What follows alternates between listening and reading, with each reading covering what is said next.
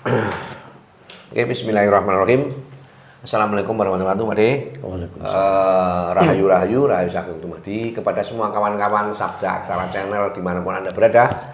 Malam hari ini saya sedang sowan kepada seseorang. Beliau ini itu sesuai dengan tema persoalan hari ini, itu beliau adalah memang tokoh pelaku sendiri. Jadi ini adalah kisah nyata yang harapan saya ketika tema ini saya buat, berharap bahwa akan berguna mengetuk hatinya kawan-kawan kita semua yang ada di luar sana untuk membuka pikiran. Tema hari ini itu Pak itu tentang jenengan sebagai korban santet Pak. Nah, di masyarakat umum di zaman sekarang yang zaman sudah begini milenium, bahwa ya atau tidak diakui itu tidak sebenarnya praktek menyalahi orang lain dengan menggunakan ilmu hitam atas nama santet itu masih berlaku Pak. Tetapi di luar sana juga masih banyak kawan-kawan kita itu sing ora percaya Pak. Nek santet itu siono sehingga menyerang anggota keluarganya mereka sampai kemudian punya dampak yang sangat fatal. Harapanku bahwa dari para saksi, tokoh saksi ini, jenengan para pelaku korban ini iso membentuk kesadaran bahwa awake dhewe itu, bahwa praktek santet ini benar-benar ada dan berlaku. Dan contoh kasusnya adalah beliau adalah Pak Dipatah. Bisa jenengan ceritakan mboten Pak? Ceritane jenengan biyen kok jenengan bener-bener sampean kena santet itu piye to Pak ceritane? Kok mengakui bahwa yang diloroni jenengan sampean itu kena santet? Sebenarnya piye to Pak? Kok jenengan kok bisa mengidentifikasi itu? Sebetulnya santet itu bekerja dengan misteri.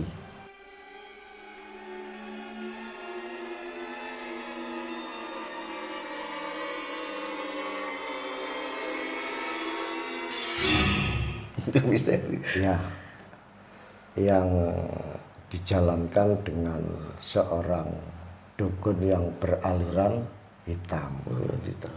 Otomatis bekerja sama dengan setan atau jin atau iblis dengan cara menyakiti orang lain atau target yang diserang. Untuk perjalanan santet sendiri biasanya itu tanda-tandanya kalau rumah itu misalkan ada ledakan.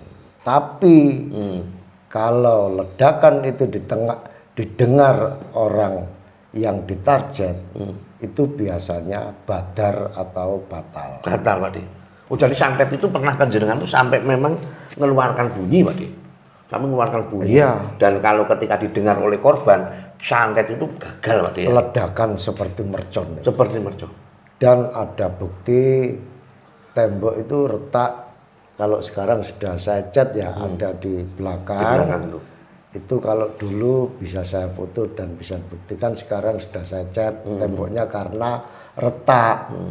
Sampai gitu ya Pak? Saya kalau ingat itu memang sakit hati ingin membalas.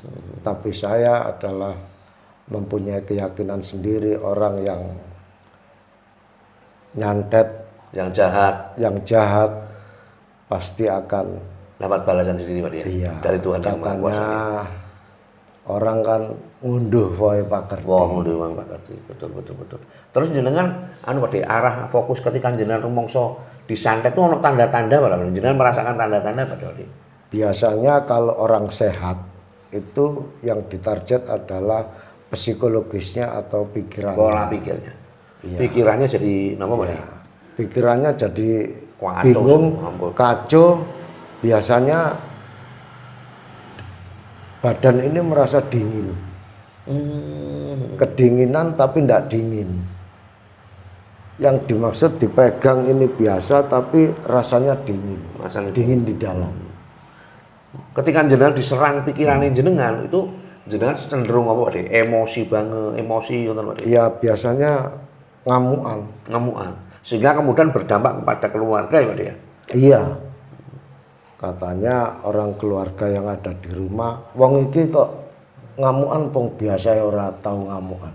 Nah, itu tidak terkendali, gampang tersulut emosi. Kalau lama-lama kan akan menjadi beban pikiran keluarga. Itu belum sakit. Belum sakit itu. Cara kerjanya. Nanti lama-lama kalau kerjanya santet itu kalau lama-lama tidak diketahui kan non medis akan jadi medis. Akan menyerang medis, betul. Dan cara kerjanya adalah kalau si target sudah mempunyai penyakit, dia akan gampang menunggangi. Itulah kerja santet.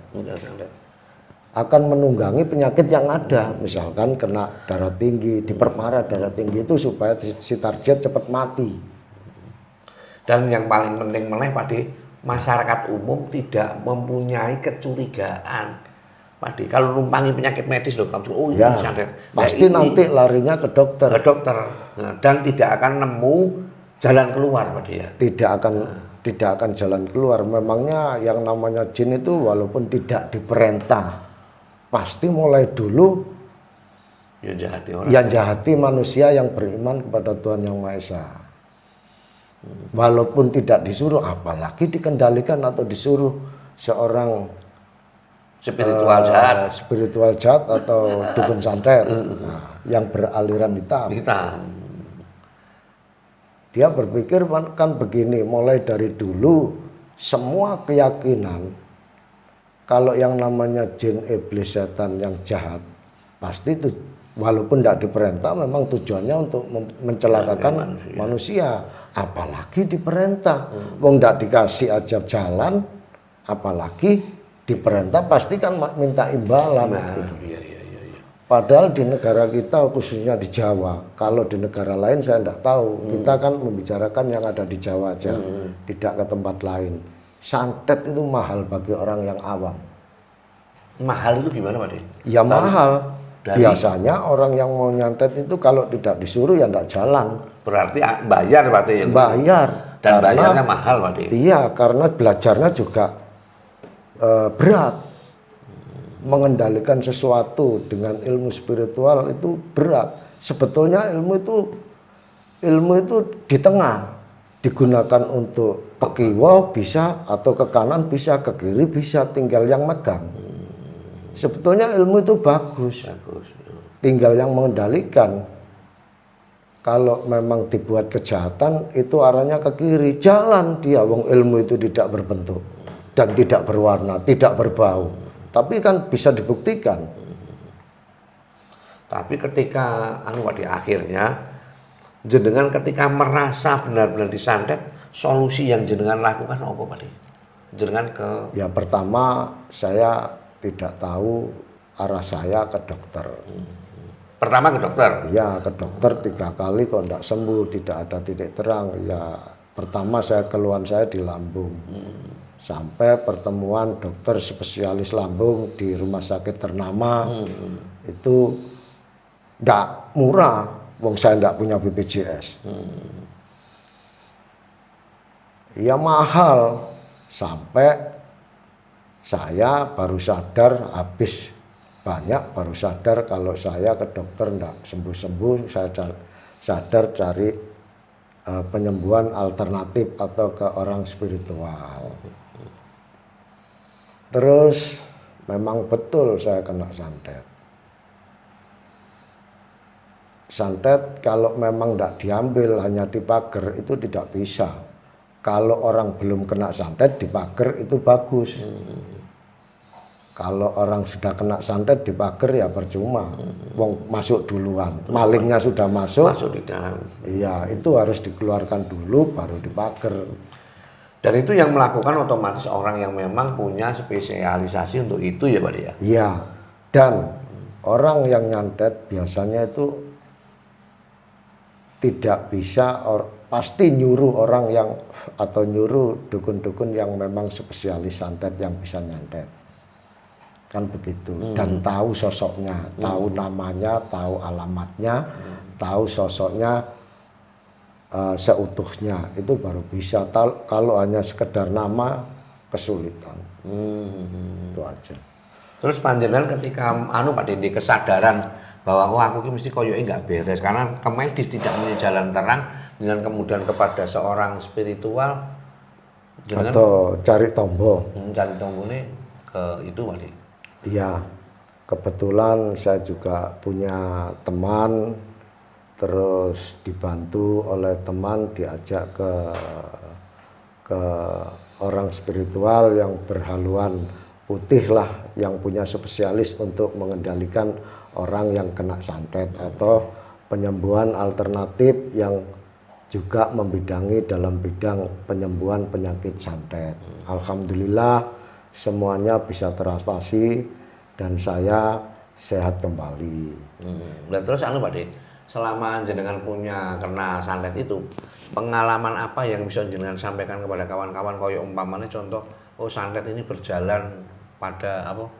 Tadi Pak De pas saat tidur apa? Iya. Santet bisa masuk orang itu terlelap tidur. Kalau orang masih bisa mendengar, bisa melihat, bisa berdiri, santet jarang sekali bisa masuk. Pasti manusia ada kelemahan titik yang lemahnya manusia kan di tidur. Pada saat tidur. Pada saat tidur santet itu gampang sekali masuk. Tapi kalau yang Maha Pencipta itu mengendaki untuk kita bangun, biasanya jalannya santet kan timbulnya ledakan. Ledakan itu. Nah, kalau ledakan, misalkan sampai kedengaran si target itu biasanya badar. Itu biasanya yang nyantet juga mengulang lagi. Akan ulang lagi, Pak. Iya, makanya biayanya mahal. Mahal, ya. Lah pesan saya untuk sebagai korban dari pernah merasakan santet untuk orang-orang spiritual yang berhaluan untuk menyantet atau seharusnya insaflah, karena kasihan menyakiti orang lain demi rupiah yang Anda harapkan. Karena itu tidak mahal, karena itu tidak murah. Itu memang kalau dibilang mahal karena bagi orang yang tidak mengerti, tapi kalau dibilang murah hanya 2 bungkus rokok bisa fatal akibatnya. Terusan bagi kawan-kawan yang di luar, dan sistem kerja praktek jalannya santet ini kan Pak De, sangat sangat tadi loh, sulit untuk dideteksi. Iya. Sehingga kawan-kawan yang lain bila melakukan sekarang logis saja lah di era zaman kayak gini Pak De. Loro berapa kali dibawa ke dokter seperti yang bilang ke medis, tidak menemukan titik temu, alangkah baiknya kita mencoba mengkonsultasikan kepada orang-orang sing tak pikir mempunyai kelebihan tentang itu. Tapi tetap harus hati-hati Pak De, karena di luar juga banyak orang sekali yang mengaku-ngaku bisa ternyata tidak berhasil. Bukan tidak bisa, dia sudah melakukan tapi tidak berhasil. Kita harus hati-hati, tapi artinya buat kawan-kawan harus tetap membuka pikiran bahwa yang namanya sakit itu ada sakit medis dan sakit non medis, sehingga kita jangan sampai kemudian menitik beratkan ke medis terus Pak De. Iya. Khawatirnya karena kerja santet ini juga jahat, dia bisa cepat, bisa pelan, begitu menurut pesanan, sehingga dia harus jatuh ditangani pada orang yang benar ya Pak De ya. Iya. Makanya harus dekat dengan, kalau di dekat dengan orang yang pinter, kemudian salah satunya kira-kira menjelaskan bisa berarti orang yang nggak ada santet itu butuh di orang yang sangat beriman gitu Pak De ya. Begini kalau pendapat saya, kebetulan ini adalah warisan budaya ya. Sebetulnya sedikit banyak harus mempelajari atau melestarikan. Yang dimaksud melestarikan itu belajarnya hanya sekedar tahu saja tapi jangan dilakukan. Apa Pak De? Misalkan untuk belajar spiritual atau salah satu budaya yang mempelajari tentang keilmuan atau kebatinan yang ada di tanah Jawa. Ya, latihan melek barang itu Pak De ya. Ya, termasuk kalau yang alirannya kan banyak.